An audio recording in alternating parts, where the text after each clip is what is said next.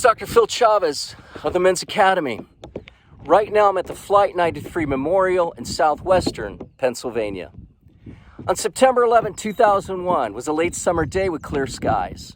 Thousands of commercial airliners were scheduled for morning and afternoon flights, including 4, in which 19 terrorists boarded and seized in order to attack America.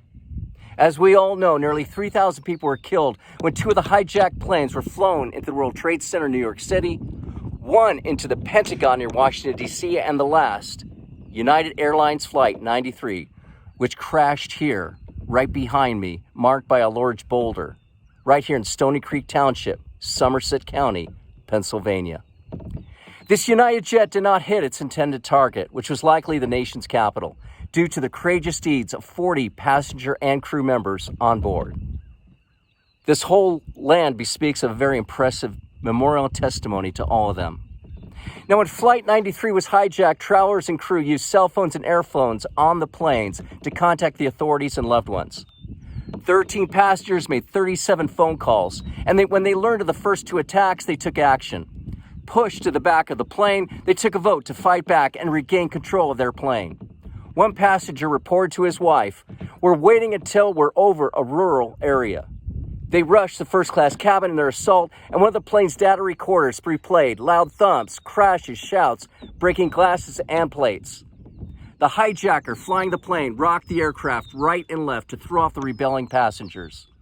Among the words recorded, one hijacker said, "Shall we finish it off?" Another replied, "Wait." A passenger screamed in the cockpit, "If we don't, we'll die."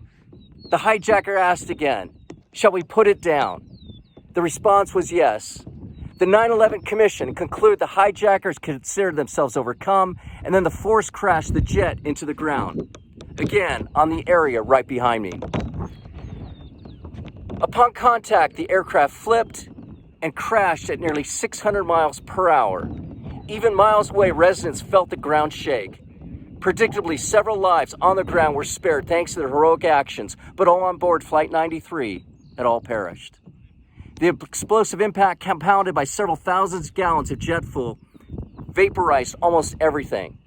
FBI evidence recovery teams crawled on their hands and knees, shoulder to shoulder, to recover even the smallest fragments of human remains. A common field here in Pennsylvania was transformed to a field of honor. The crash site is the final resting place of the ashes of passenger and crew members. It leads to the wall of names right behind me, which is constructed along the flight path, depicting the names of all 40 on board, inscribed on marble panels, again over my shoulder. The site of the Flight 93 National Memorial comprises 2,200 acres. Countless thousands visit here each year, and several leave flowers, letters, and other tokens of memory. One visitor left a compass and a note. Let these courageous people show us the way. Brothers, the events of 9/11 touched all of us. Many remember exactly where we were when we heard the tragic news of these attacks, and were mesmerized and couldn't even believe what we were seeing on the television. Yes, moving forward, brothers, in a volatile world, as that letter said, let these courageous people show us the way. Brothers, God be with you.